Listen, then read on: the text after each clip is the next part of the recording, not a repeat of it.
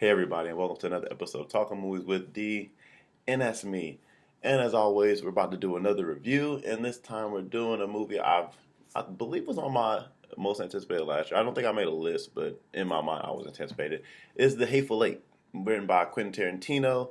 It takes place after the Civil War, following a bounty hunter, John Ruth, the Hangman, who is traveling with his fugitive Daisy. Because of a blizzard, they're actually stuck in an inn, and they have to wait it out and but everyone in the movie isn't, or everyone in the end isn't as they seem. So, with that being said, uh, this movie had a lot of drama going into it to get made. Quentin Tarantino's script was actually his original script was actually leaked online, and because of it, he came out and said that he wasn't going to make this movie. After giving it much thought, he changed his mind because the actors really wanted to do it with him. He rewrote the script, and it's something that he really wanted to do. And so he came out. He thankfully decided to make it.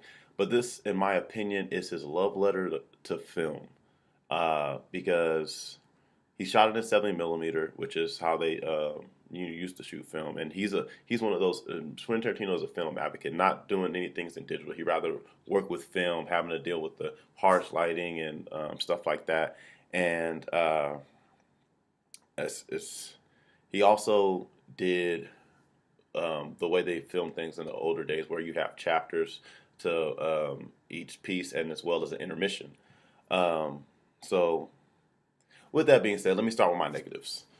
So the movie kind of plays like Clue, and the most exciting part of the movie to me actually is very short lived, and that's the part where you're trying to find out who did it, and they are discovering just as you are as the audience, and that's probably the most fun aspect of the movie to me. Granted, the movie had a lot of great parts, but that's the ooh, am I right about this? Can I guess who it is? That part, that was the best part for me, and it was short lived, and they wish they did it a little longer.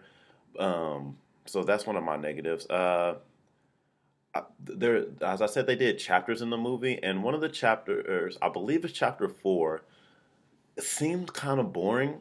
I have to watch it again to make sure I got that right, but I believe it was chapter four, and I was like, and during that chapter, one of those chapters, I kind of was tuning out a bit, which is kind of weird to say with the Quentin Tarantino movie, that I tuned out a little bit because of the way his movies usually are. But so I had that. I think this one wasn't necessarily on the movie, but this was because of what I know Quentin Tarantino was trying to do, and I wasn't able to do it because the movie was in limited release and because of where I live. But he shot in 70 millimeter, and the movie originally had like an intermission in the middle, like they did in olden days, like as I said before. And I wasn't able to experience that because when they abandoned that campaign because they were having issues with probably audience not liking it and stuff like that. I just wanted to experience it because that's the way he wanted to be he wanted it to be shown. That's the way he filmed it, and I wanted to experience that. It wasn't a negative on the movie per se, but I would have liked to have that experience because you have that with plays and stuff like that. But nowadays in movies, you don't have an intermission. They're trying to get you in and out and just have it seamlessly play through. And I want to see how that how that was to really be engaged on what he was trying to do. I wish I'd been able to experience that. And this kind of bugged me a little bit. I forgot about it at the same time. And the beginning of the movie, during the opening credits, you see the names that pop up, and one of the names that you don't realize, one of the people that in the movie that you don't realize is in it, is Channing Tatum. They say it at the beginning of the credits, and they didn't advertise it much, but he's in the movie, and I wish they didn't because I started wondering, when is he popping up, and they didn't need him. Not that he didn't do a good job or anything like that, but I didn't think this was a movie that he needed to pop up in. But he did okay, and he did fine in the role. It kind of took me out of the movie a little bit.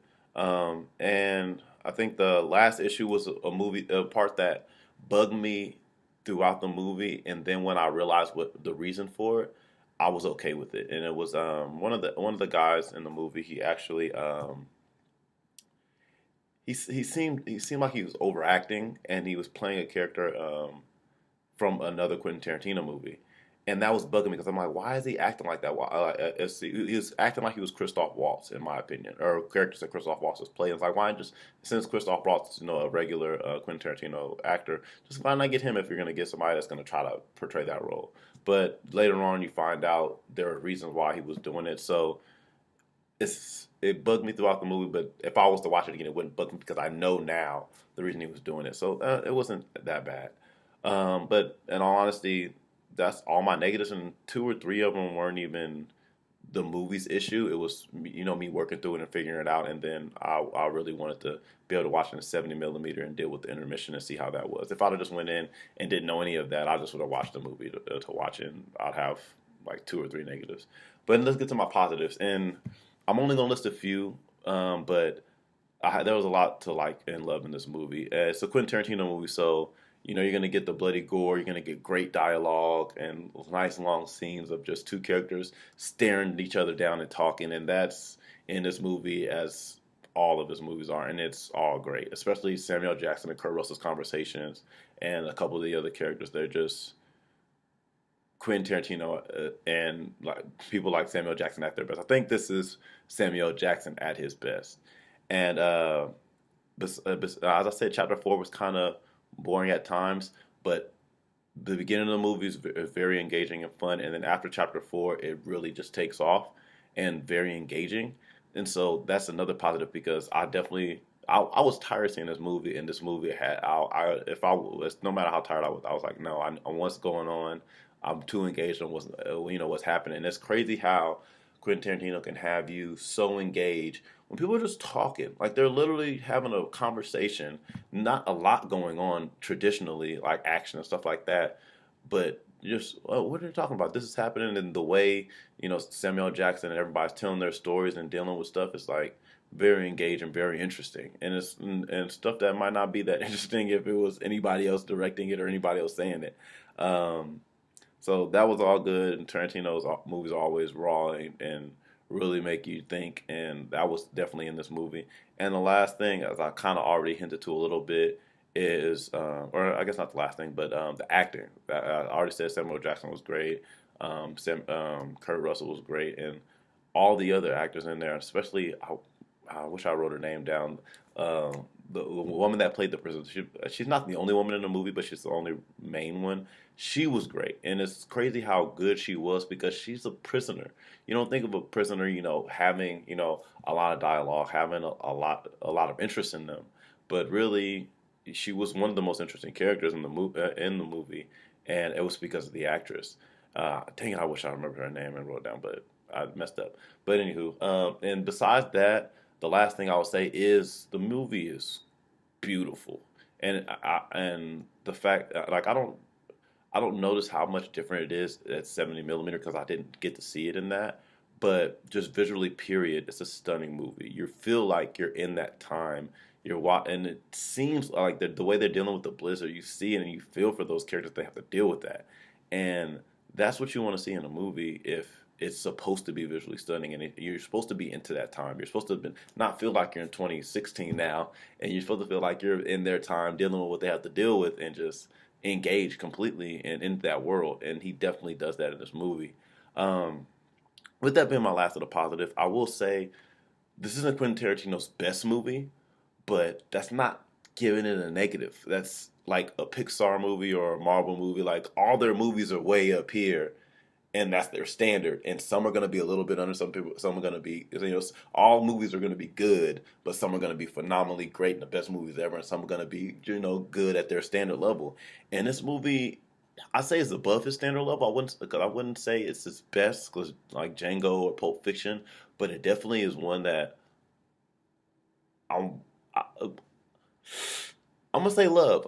It's on that borderline. I love it, or do I just think it's a really really good movie? And it's on that border to where, like Django, I put on a multiple times a year since it's come out. I don't know how often I will watch this movie, or how often I will rave about it. I think, and when people complain about it, I definitely be like, hey, yeah, you have some points. I understand it's not for everybody, and it's because of what he was doing with the film. This is a love letter to the film, but anyway, all that aside, I did really love the movie. So the score I'm giving it is an 8.5 out of 10. as always. But that's all I got for the Hateful Eight. I can't wait till Tarantino brings out another movie and see what he does next. Shoot, I do remember what he was doing. I kind of forgot it. But anyway, that's all I got for you guys today. I'll talk to you guys next time. Deuces. Hey everybody, and I just want to know, what did you think about the video you just watched? Did you like it? Did you love it? Did you dislike it? Please let me know by clicking that thumbs up button if you liked it. Also, please make sure to go to YouTube / Talking Movies with D or at dwood2324 or Derek Woodrin, and subscribe to the channel so you can be updated on my movies. This year, my goal is to really try to review a movie every week, or as many movies as I can and see. That way you guys know what to go see out there. So you don't waste your money on seeing a crappy movie, and then you can see a real good movie instead. Also, you can follow me on all social media at dwood2324. I really want to know what you guys think. I have a lot of videos that I'm posting right now, and you can see them all on my YouTube channel or on my Facebook page, Derek Woodrin.